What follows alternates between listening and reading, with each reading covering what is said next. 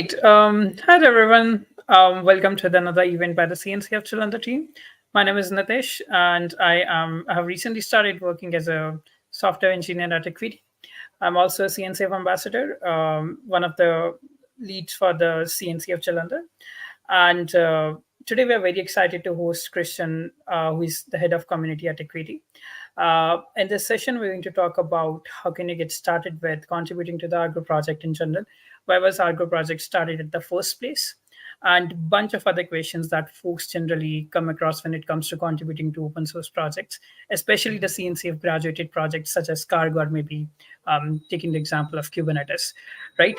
Um, One of the main reasons behind hosting Christian is also that is working at Equity. So, for all of those who do not know, Argo was eventually started by the creators of the Acuity itself.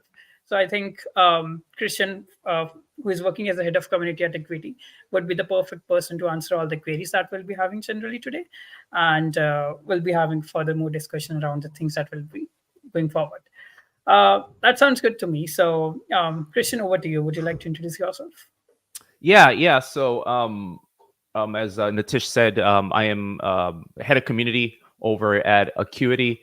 I'm also a Argo CD maintainer and also Open GitOps maintainer, and I've been spending most of my career in like the more of the application delivery aspect of it and application management of that side of the industry. So it was always like a natural fit for me to like use like tools like Argo CD on top of Kubernetes. So I actually have a presentation here. So let me see if I can share screen. Oh, cool. Yes. Maybe. There we go. All right. Can you see my screen? I think yes, we can probably see your screen. Yes. Okay. Cool. Yeah. So yeah, as the as Nitish said, the agenda really for this kind of like presentation and what we're going to talk about today is that I'm going to kind of go over like who we are at Acuity. Going to talk about what kind of give like a background of like what CI/CD looks like with Kubernetes, and also going to go over like GitOps and the Open GitOps principles. I'm going to talk about the Argo project as a whole, just from just top to bottom. And because one of the questions a lot of people think, or a lot of misconceptions think, like that when you say Argo, you actually mean Argo CD, but Argo is actually a suite of products. So I'm going to talk a little bit about that. And then Argo CD, what is Argo CD? And as Nitish said, how to get involved and how to interact with people in the Argo community. So as Nitish mentioned, the Acuity was it was founded in 2021 by the original creators of the Argo project. So our CEO Hong Wang, Jesse Suen, he's our CTO, and Alex, we call him Alex M because I do not know how to pronounce his last name. Sorry, Alex, if you're watching this. And they were actually at Intuit. So Intuit, if for those of you who don't know, is a fintech company here in the United States. I think their largest product is TurboTax here. So it's a taxing software that we use here in the United States. But they also create like MailChimp and other. They have like a big software suite there. They created the Argo project inside of Intuit for a few reasons, right? So Intuit made a strategic decision to move to Kubernetes, meaning deploy everything to Kubernetes, all their infrastructure, everything. There were no more VMs, no more anything. Everything's going to be cloud and everything's going to be on Kubernetes. And that was just a strategic direction that we're going to make. And so with that comes a lot of challenges. A lot of that. At the time, no one really knew. Kubernetes was still relatively new in the industry. It was, used by, Google internally, and, Red Hat had a product around it, but really it hadn't really gained wide adoption, even though it was being used in the enterprise. And so they ran into an issue about their end users, specifically their developers, where they wanted to rapidly migrate over to Kubernetes, but they didn't want to teach each and every one of their developers Kubernetes primitives, right? They just want them to focus on their work. And so that created the Argo project, which is basically a suite of tools. And I'll go over specifically what those are later on. This is just kind of a little background. And they created these tools in order basically to accelerate and to accelerate the Kubernetes adoption into it, and also to create like a management tool suite that that everyone knew, right? So they basically developing that internally. They then turned around and open sourced the Argo project, the entire portfolio, and donated all that to the CNCF. So that's the Argo project that everyone probably knows about today. Is them turning it over to the CNCF and basically giving them the code base for the open source community, because they thought this was the way. So just a little bit of background of Acuity. These are our founders. They were at Intuit. They not only wrote the Argo project, they not only created it, right? They actually wrote it. Like, I think Jesse had like the first commit for one of the tools, and Alex had another first commit for another tool. So they were really, really early on, and they ran it at scale at Intuit, right? So they ran it. Not only did they create the project, but they also ran the entire platform. And so in 2021, they broke away and started their own startup, right? And which is why I'm here, and which is why Natish is here, right? And which is why we both have jobs. And they basically took all the lessons learned at Intuit and made a platform based on the Argo project, and a SaaS platform. So that's kind of the background with Acuity and things like that. So if you haven't really heard about Acuity so much, that's fine. It's actually a relatively new company, started in 2021. But there's a lot of history there already, right? With Intuit, right? They had that history of not only creating the Argo project, but actually running it in an enterprise. So that's kind of a little bit of background of Acuity. I'm gonna circle back a little bit later on in this presentation about more specifically about the Argo project, but I kind of want to fall back as to why they created the Argo project. And why they created the Argo project is there's an inherent challenge with CI/CD using Kubernetes. So CI/CD with Kubernetes, CI/CD has been around for a long, long time. I think it even predates me before I started, right? Like it's been kind of like this go-to kind of method of deploying applications, right? And so first just building an application, but then also deploying that as well. The challenge comes in is actually Kubernetes. So what we ended up doing as an industry is we had Kubernetes, and we kind of sort of bolted it on. We sort of had we sort of added Kubernetes as an afterthought.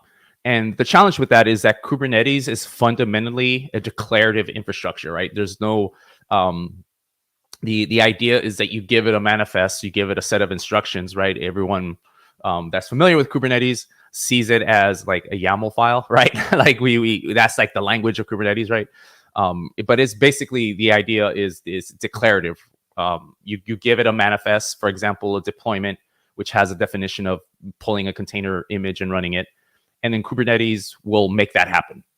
And the declarative nature means that it is an asynchronous process, meaning that you just give it the manifest, and it just tells you that it has the manifest, and it actually doesn't give you much information back.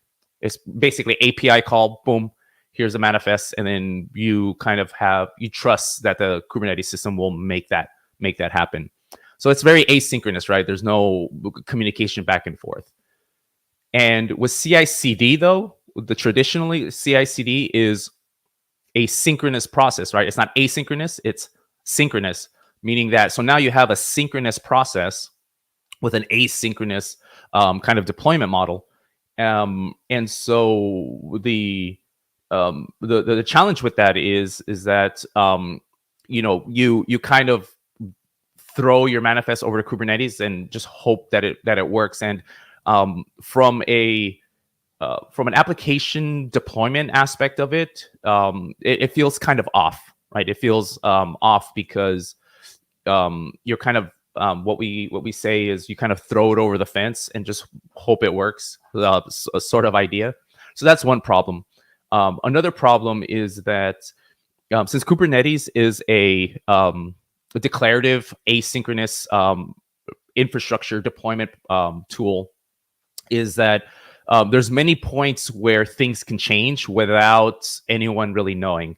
So, for example, so here the graph is a little hard to read, but if you can just follow just a couple examples here, a developer can go and use the kubectl CLI and make a change directly onto the cluster, bypassing everything in the CI/CD system. So that is completely possible, which then changes the desired state, right? It changes what the expectation is. Like from a platform engineer aspect, from a DevOps engineer aspect, you expect one thing to be on the cluster, but then you look and something's different because someone made a change along the way.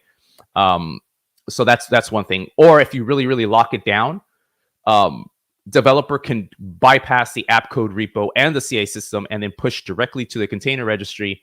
And then Kubernetes just sees that change and then pulls a new version of the image and then runs a new version of the image. So there's many points where the Kubernetes API can be manipulated and a divergence happens, right? So there's many points of change that happens, and this is the issue, right? And this is the issue that actually we saw very early on in the Kubernetes, adoption phase, right? When the Kubernetes first came out and people started using it in production, they sort of kind of just bolted this on and to their CI/CD system, but it wasn't really working. And so this is where a lot of us from the Argo community, from the Flux community, people from Red Hat, CodeFresh,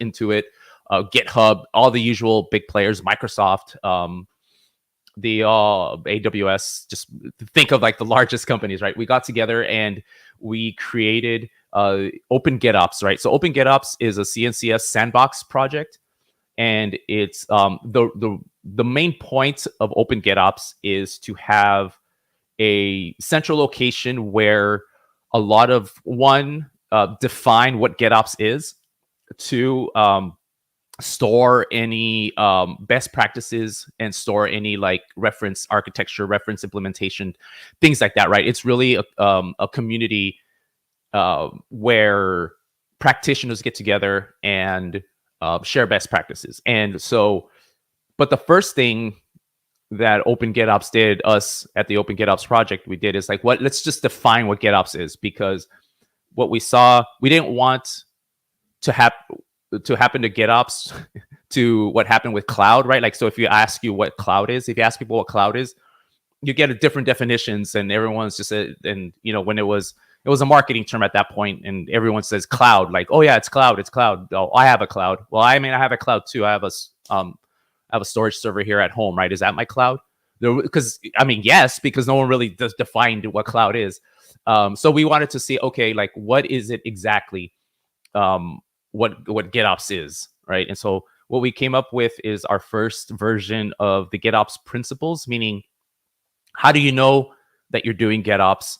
Well, basically, like, are you doing all of these, right? So I can actually spend this whole session talking about GitOps and why. And so I'm gonna try to shorten this up a little bit, but from a high level is if you're a system managed by GitOps, has to be declarative, right? So meaning that there's no imperative process to manage the system, right? So you basically say, all right, I'm going to define my entire system declaratively, basically to take advantage of the declarative nature of Kubernetes.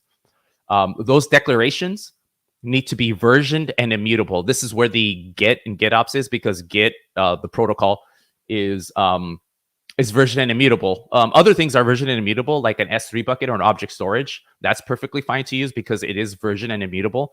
Those declarations, you need to be able to move back and forth in terms of versions, and you need to be able to see the entire history of what was changed in your environment. And those version and immutable manifests, that those declarations that are version and immutable, needs to be pulled automatically. So I need to define this one a little bit. I'm going to spend a little bit more time on pulled.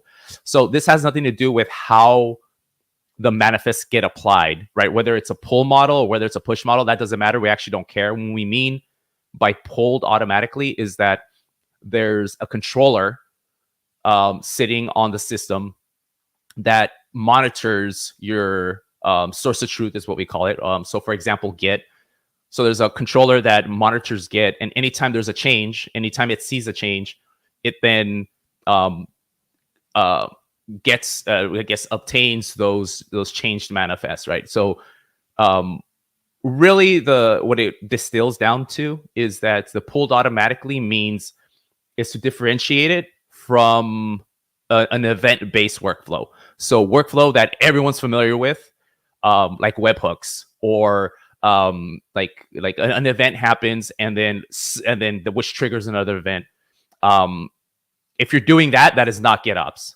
So not to say that that's bad. That is absolutely not bad. You absolutely will have webhooks and events triggering other events in GitOps. It's just using that by itself is not GitOps. Using that along with a controller that sits there and also monitors, that is GitOps, right? And so I always the pulled automatically, I always like to compare it to an air conditioning system, right? A thermostat. So for example, an event based would be like having one of those wall mounted air conditioning systems, and it's like, okay, I get hot. I'm gonna stand up and turn on the air conditioner. That's an event. I got hot. I stood up and I turned on the air conditioner. I sit back down, and a little while later, you know what? I'm cold. I'm going to go turn it off. That's an event. I'm cold. So I'll stand up, walk over, and turn it off. Those are webhooks. Those are event-based workflows, right? GitOps is the thermostat where I stand up and I set my desired state, 20 degrees Celsius, right? I set, or 22, right? I don't like it that cold. I set it to 22. And then I sit back down, and then that thermostat constantly monitors the temperature. And when it gets above 22, it'll turn on. If it gets below 22, it'll turn off, right? That is GitOps. GitOps is a thermostat. So that's what that third one means. People always get confused about number 3, so I like to spend a little time on that. And then continuously reconciled, meaning that it's the system continuously tries to make your source of truth be your running state. So your desired state, it looks at your desired state and it tries to make your actual state match. And that's really just all continuously reconciled. Again, not webhooks, not event-based. It's just a controller sitting there doing that, just in case any divergence happens. So that's GitOps in a nutshell. And so let me go back. So remember this aspect of it here. So this turns into this, right? Now you have a boundary around your Kubernetes infrastructure, right? So on the left-hand side, things happen the way they just normally happen, but now you have this sort of barrier where you have your source of truth, right? Or what we call the configuration repo. You have your source of truth sitting there with all these manifests. So, and really it becomes your interface into managing your system is what, those who are truly successful with GitOps, it also means not just the developers, everyone in the company, like even me as a platform engineer, me as like the admin, right? The system admin, the person responsible for Kubernetes. Even I can't. The idea, right, is I interface with the system using this configuration repo. The only thing allowed to make changes is this GitOps operator, GitOps controller. So really, now you have this barrier around your Kubernetes infrastructure. No one has access to it except this GitOps controller. And the only way to interface with this GitOps controller is to manage your source of truth or your configuration repo. So that is the uh, kind of GitOps and CI/CD. And so really the idea of what GitOps gets you is ultimate control, right? All interactions are through Git, right? Collaboration happens via PRs. So you no longer have this weird, like I said, throwing it over the wall situation where it's like, okay, I need a change to the system. You just submit a PR. And then the admins will take care of like merging those or like asking me questions or saying yes, no, or can you change this? It kind of similar workflows that everyone's used to as a developer, as an engineer, or as a sysadmin. We all are familiar with Git workflows. So it's really the best place for this type of collaboration. Compliance, right? So you still have kind of this audit log, right? It retains that complete version history in Git. And since it has that complete version history, you can roll back if you need to. So if something happens, you can roll back by rolling forward, but you still have that history, right? And so, and this is disaster recovery, right? Since everything's in a configuration repo, if something happens, you can actually just spin up the system, install your GitOps controller, point it to the repo, and everything should come back to where it was, right? So that's really the idea, is taking Kubernetes and taking all the good stuff that Kubernetes gets you with declarative infrastructure and build a process around it. And so, with that kind of like background with GitOps and Kubernetes, is that I want to talk a little bit more about the Argo project itself, right? And so, a little bit more information of Argo project is actually a suite of tools. It's actually a suite of 4 tools in the CNCF. So the Argo project consists of Argo workflows, where think about AIML kind of batch processing type of workflows. So like massive batch processing at scale. That's what Argo workflows does.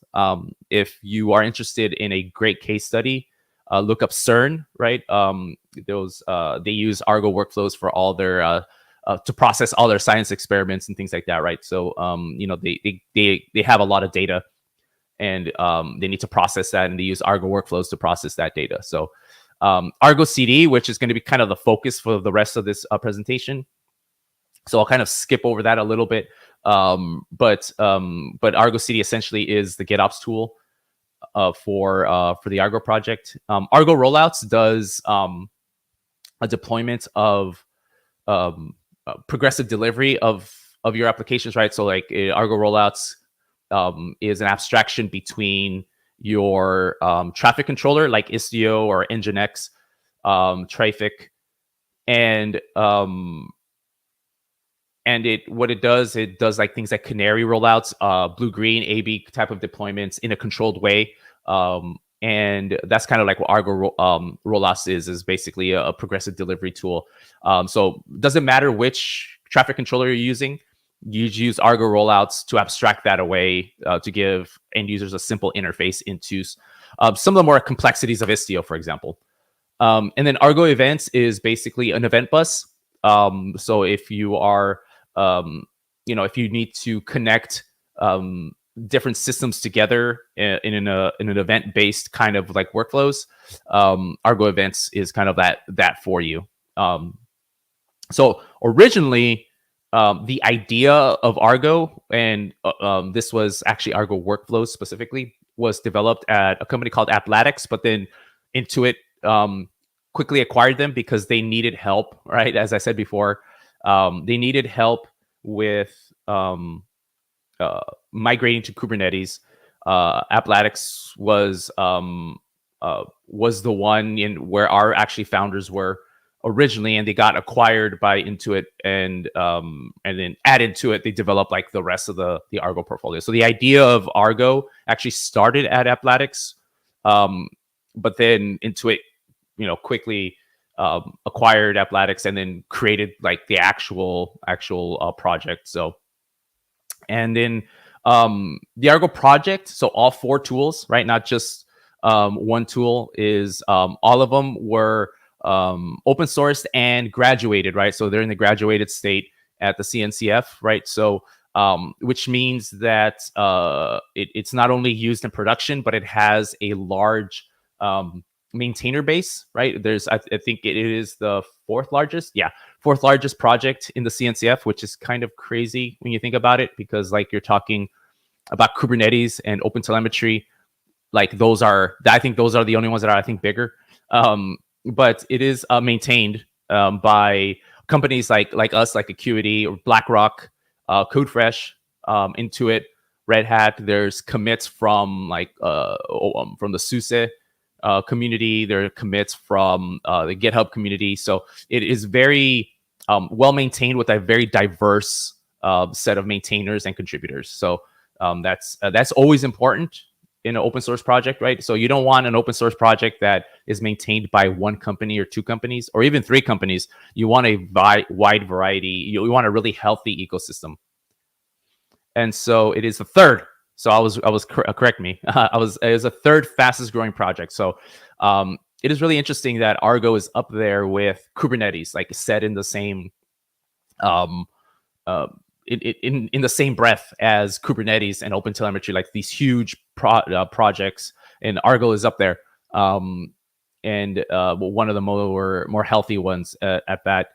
And so it's the fourth largest in the Linux Foundation. So third largest in the CNCF, fourth largest in the Linux Foundation. If you think about it, Argo is in the same company as like the Linux kernel. It's that popular. And it's used that much, so it's not like just a popularity, but it's like used and in production a lot. And so it's been a way for people to adopt Kubernetes. So what is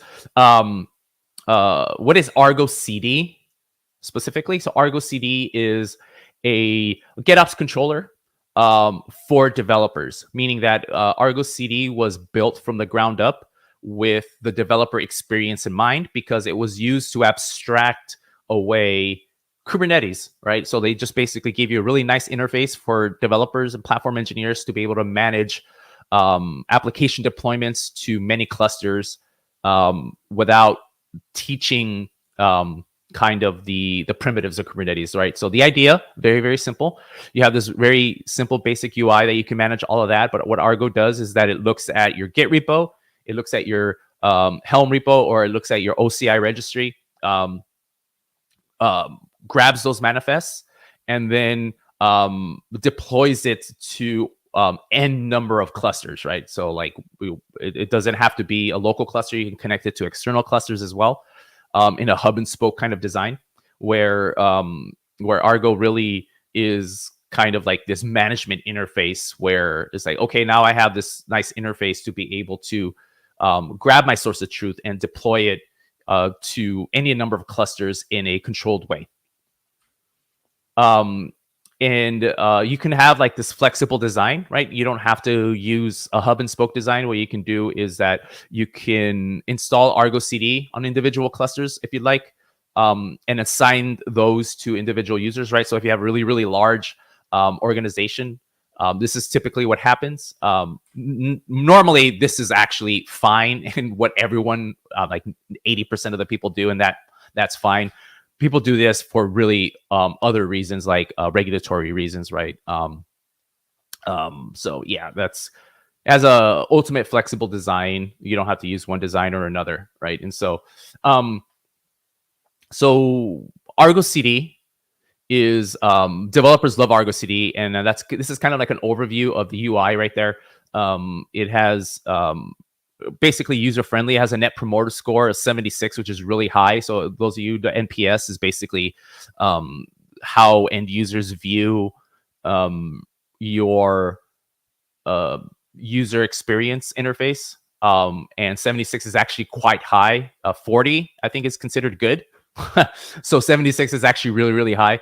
I think 40 or 50 around there is considered like you're doing really well. So 76 is just outstanding, right? It has, like I said before, feature-rich UI, because the idea was to abstract everything away. No one's touching the Kubernetes cluster, so they needed to build a UI that is very, very user-friendly.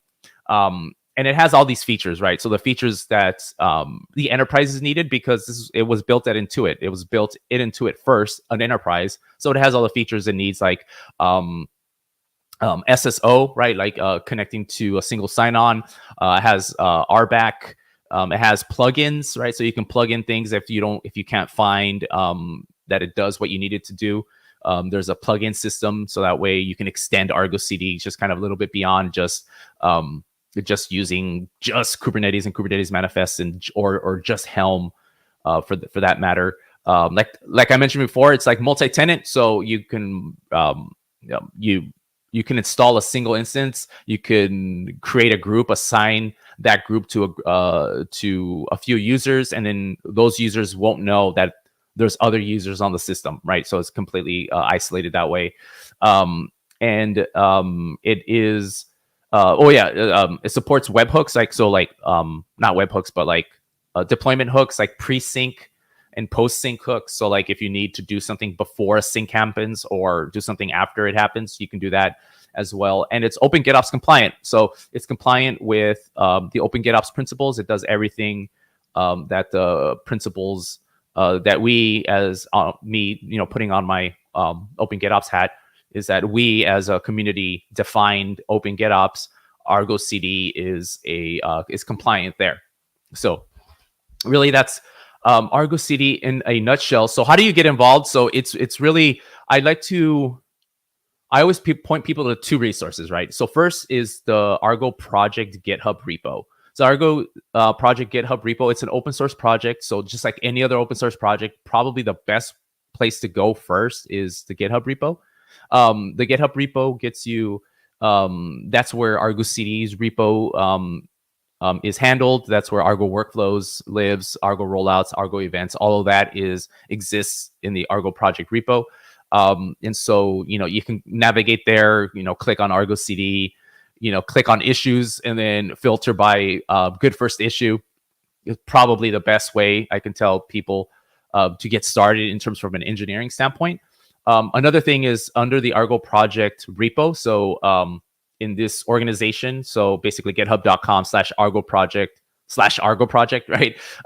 There exists the governance of the entire project. And then there's a community folder there where it has information about how to join meetings, right? So there's a public calendar where all the meetings are held regularly, 2-3 times a week. There's a few SIGs, right? Special interest groups there that you can get involved if like SIG scalability, SIG marketing, which I'm involved in, which like where all the events for like ArgoCon happens. So it's a good place to kind of just start and kind of just see where you want to get involved. You can read about the governance, you can attend meetings and just see where you kind of want to help out. And to engage with the community. So like if you want to engage kind of sort of more in real time and not necessarily not like via issues, is the CNCF has a public Slack channel. So the CNCF has a Slack channel, Slack workspace, I think they call it now, Slack workspace. And each Argo tool has its own Slack channel in this account. So if you go to slack.cncf.io, you can sign up for an account, right? They'll email you a link. Once you click that link, you're inside of the CNCF, the general CNCF ecosystem Slack workspace. And in there, you can just search for Argo and you'll see all the Argo channels. There's a channel for Argo CD, Argo workflows, a channel for SIG groups. There's a channel for the maintainers where you can just interact and ask the maintainers. And so this is really the two big ways to get involved. I recommend attending a meeting. So so like if you ask me, hey Christian, like what are my steps to get involved? I would say first, go to the Slack. That's really where all the communication is happening, is slack.cncf.io. So I say go there, get an account. So that's step one. Step two, go to the GitHub org, Argo project, and go to the community folder and look for the public calendar and attend a meeting, right? Look at the calendar, see what you want to get involved in, and just attend a meeting, whether it's like you going on and introducing yourself or whether you just want to listen first. It's a public calendar. It's a public meeting place. so you can just jump on and listen maybe the first few times. If you have questions about getting started, that's probably better on the Slack channel to be able to communicate with maintainers asynchronously. But if you join a meeting, see how things run, and then if wherever you want to plug yourself into, you're more than welcome, really. So that's really the steps I would take to get involved with the Argo project. We at Acuity we're involved with pretty much all of the Argo project, depending on what we're doing. We've been focusing on Argo CD because our platform is built on top of Argo CD. So we've been focusing a lot on Argo CD, but where that's where we are, and that's how you get involved, right? And so yeah, I think that's it. I think that's from a presentation standpoint. I think that's it. That's a really great presentation, and I have been listening to this, especially the part when you mentioned about the Open GitOps project. To be honest, Mm-hmm. because to be honest, when you first try to understand about the Argo project in general, you realize that okay, there is something called as GitOps, and Yes. then Argo is deployed as an agent inside the cluster. But a very few presentations actually talk about that this project called as Open GitOps as well. And the way you explained it, that it's a controller and the webhooks, I actually love the part, especially that part of the presentation. I love that. Coming back to the presentation, it was really great presentation. So I have a certain question that I would personally like to ask you. So you mentioned that there are certain SIGs Mm-hmm. in the Argo project. And I think it's a common pattern when it comes to the CNCF graduated project that they generally have six. But I'm assuming that most of the audience who might be watching us or in the future or have, they might not be entirely familiar with what exactly a SIG is, which we Yeah. call a special interest group. And as you mentioned, there's SIG for marketing and then there's a SIG for scalability. Would you mind sharing the difference between what exactly is a SIG and how is it different for specific tools? Yeah. So a SIG, um, I guess distilling it down, right? Like, so we say special interest group, but really what it is that is a group of people inside of a project. So like so take for example, I'm really really involved in SIG marketing, meaning that there's a few of us maintainers and contributors, members, that we want to how do we communicate with the people outside of the Argo project.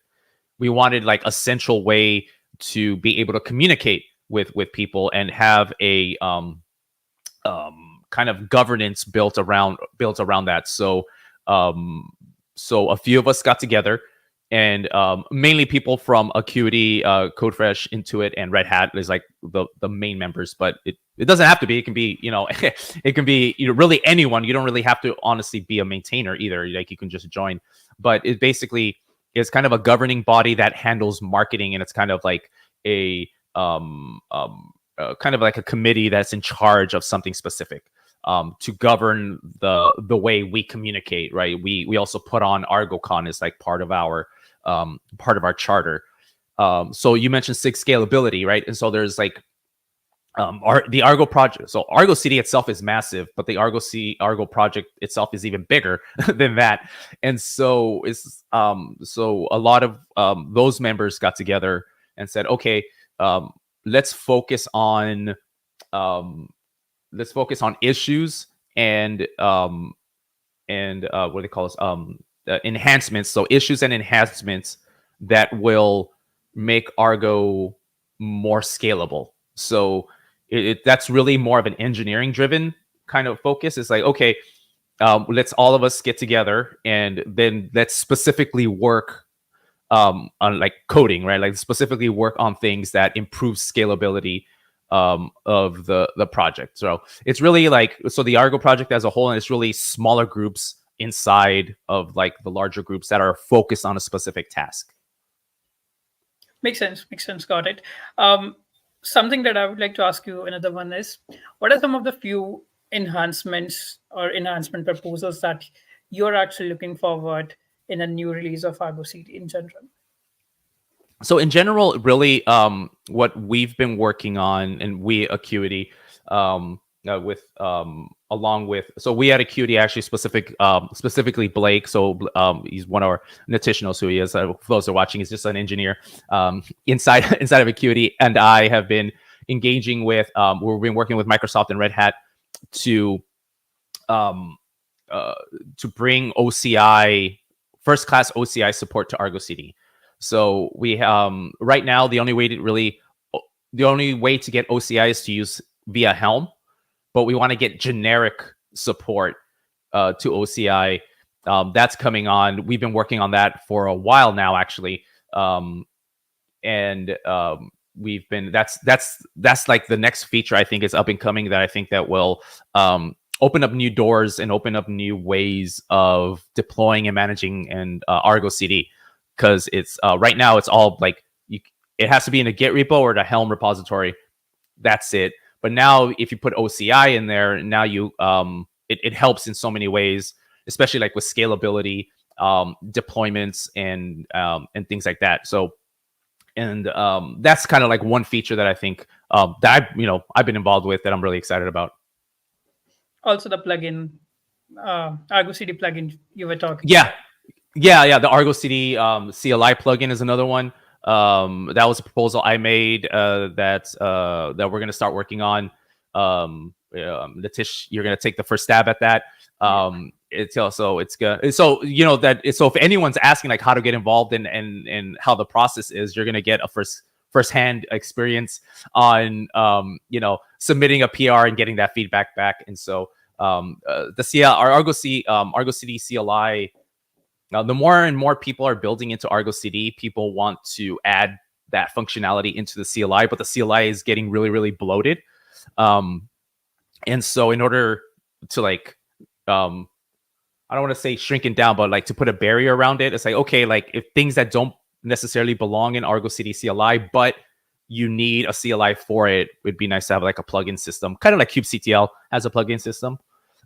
That's another feature for sure that we've been working on at Acuity. Another server-side pagination. That's something that Alex M was working on for a long time, and it's actually running on our platform to help with scalability, and that's being donated back up to the Argo project itself. So that's just a few features like up and coming. We're constantly, like, as the industry is moving forward or like new patterns are coming up, we want to build that into Argo CD for the best experience, really. Awesome. I think we have just 4 minutes left, but just asking Yep. this question. Will you be at KubeCon NA this time? Yes. So I'm going to be at KubeCon in Salt Lake City, North America. We'll most definitely be in London as well. So for those of you who are going to KubeCon, make sure to go to ArgoCon. I'll be there. I mean, I'll be there for the whole week, but ArgoCon, I'm going to be crazy that day, but that's probably the best place to find me. If you're going to KubeCon and not ArgoCon, I'll be walking around, but for sure at the Acuity booth. So yeah, stop by for sure. We can chat up about Argo, GitOps, do all things Kubernetes. It'd be fun. Sure, that's a really great one. And I think we are done mostly with the session. I have a bunch of questions, and you have answered it already so well. Having said that, I think we are almost ready to wrap up this session. But before wrapping this session up, would you like to speak something? Or would you like to share something to the viewers who will be watching us in the future? Yeah. So there is a few things. So like if you see down here, so that is my Twitter X handle. And it's also my GitHub handle. It's also how you'll find me on the CNCF Slack. So like this, generically, just kind of search for this if you want to connect with me. That username there. So that's one. I'm also let me see if I can find it real quick.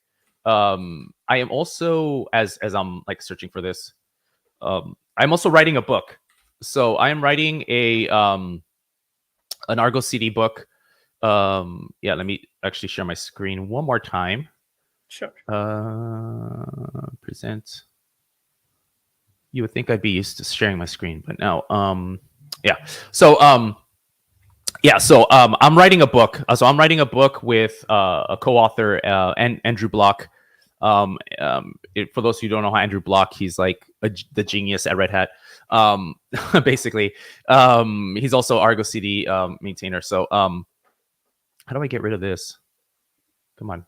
Anyway, Oh, yeah, there we go. I'm writing a book about Argo CD. So Argo CD up and running is what it's called, and basically think of it as a reference manual. So like, oh, I want to set up SSO the best way I can.